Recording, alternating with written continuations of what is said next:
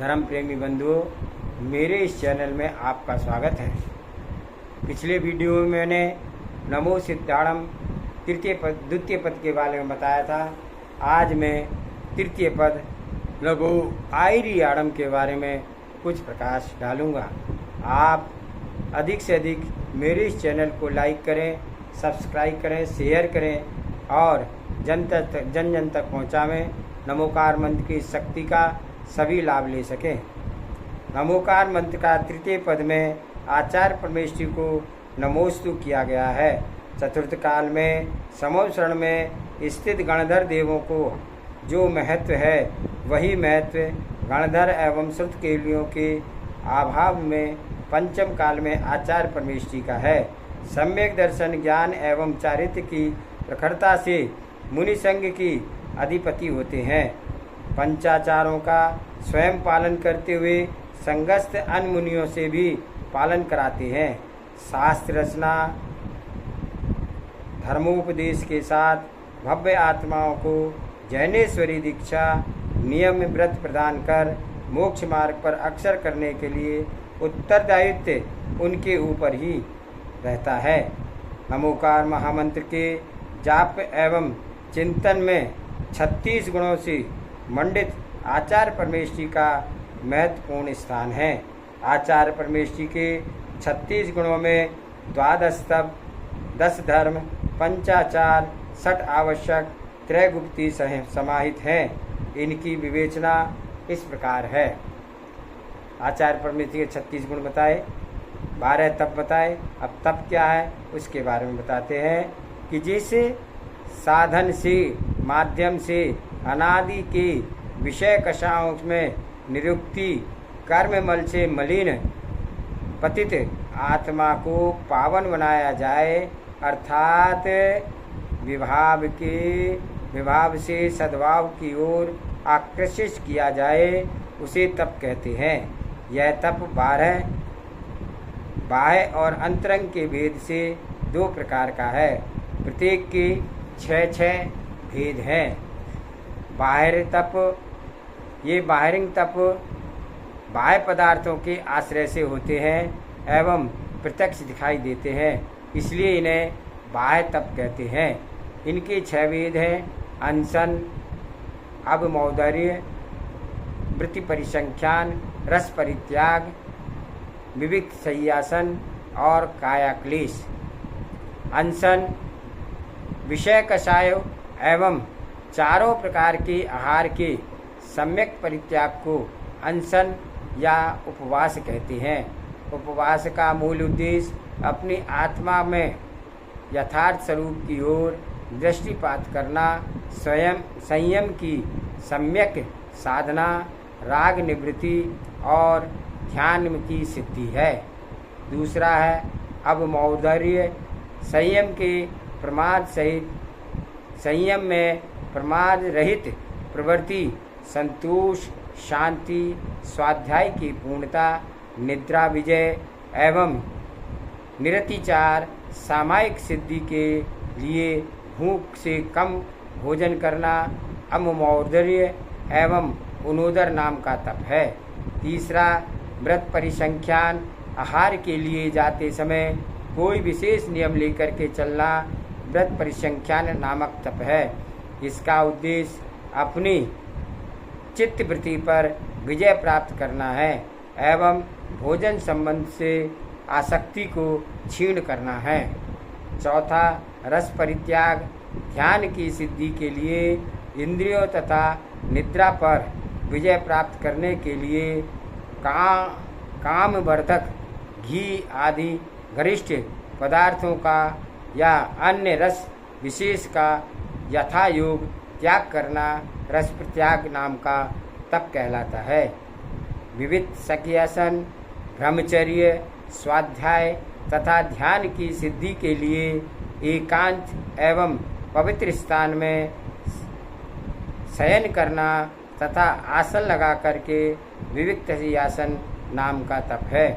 कायाक्लेश, शरीर से राग भाव को निवृत्ति के लिए एवं ध्यान की पूर्ण सिद्धि के लिए अनुकूल व प्रतिकूल परिस्थितियों में शरीर के माध्यम से आसन विशेषों के द्वारा साधना करना काया क्लेश नाम का तप है।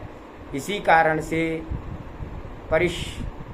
कारण से श्रवण संस्कृति में साधकों के द्वारा ग्रीष्म ऋतु में तपत पर्वतशिला पर, शीत ऋतु में खुले आकाश में, वर्षा ऋतु में वृक्ष के तले एवं नदी आदि के तट पर आसन लगा करके ध्यान करने की विवेचना है। कुछ लोगों की मान्यता है कि देह को कष्ट देना, सुखाना यह काया क्लेश तप है, परंतु आचार्यों का यह उद्देश्य कदापि नहीं है। आचार्यों की दृष्टि में तो यह ब्रह्मानंद स्वरूप है। अब अंतरंग तप की बात कहते हैं। 6 बाह्यरंग तप की बात बताई। अब अंतरंग तप 6 कौन से हैं उसके बारे में बताते हैं। इन तपों में मानव के मानस की प्रवृत्ति मूल हेतु है, इसलिए इन्हें अंतरंग तप कहते हैं। अंतरंग तप के 6 प्रकार का है: प्रायश्चित, विनय, वैयावृत्ति, स्वाध्याय, व्युत्सर्ग एवं ध्यान। प्रायश्चित अपराध शुद्धि के लिए प्रमाद पूर्वक की हुई गलतियों की विशुद्धि को हृदय से गुरु के समक्ष निवेदित करना एवं प्रायश्चित स्वरूप गुरु जो दंड दे उसे स्वीकार कर लेना, यह प्रायश्चित नाम का तप है।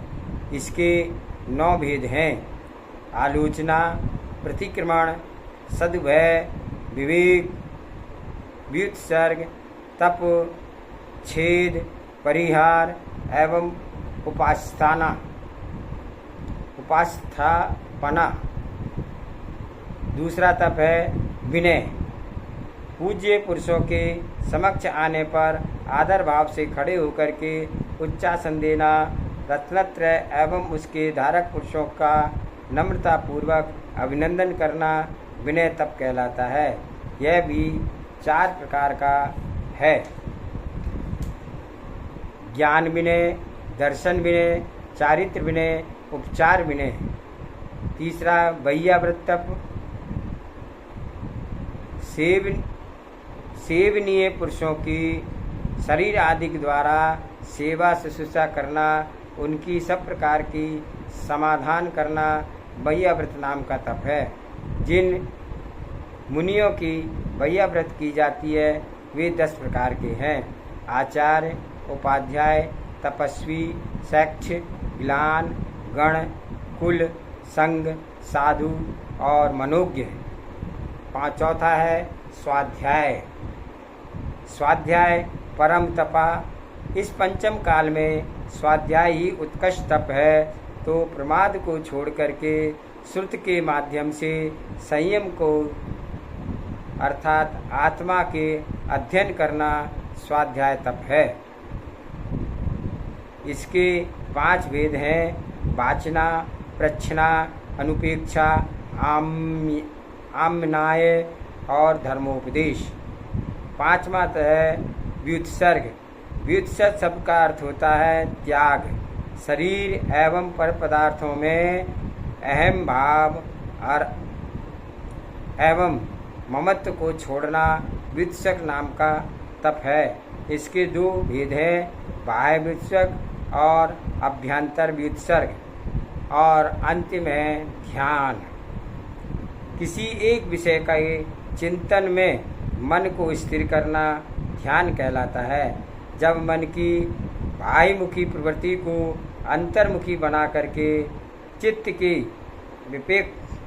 विवेक्षा को रोका जाता है, तो उस समय आत्मा के समस्त संकल्प विकल्पों की आत्यंतिक निवृत्ति होती है, जिससे कि अनादिकालीन कर्मों की संस्कृति क्षीण होकर टूट जाती है और यह जीवन अपने सच्चिदानंद स्वरूप अवस्था को प्राप्त होकर के जन्म मरण की परंपरा से मुक्त होकर मोक्ष सुख की प्राप्ति करता है।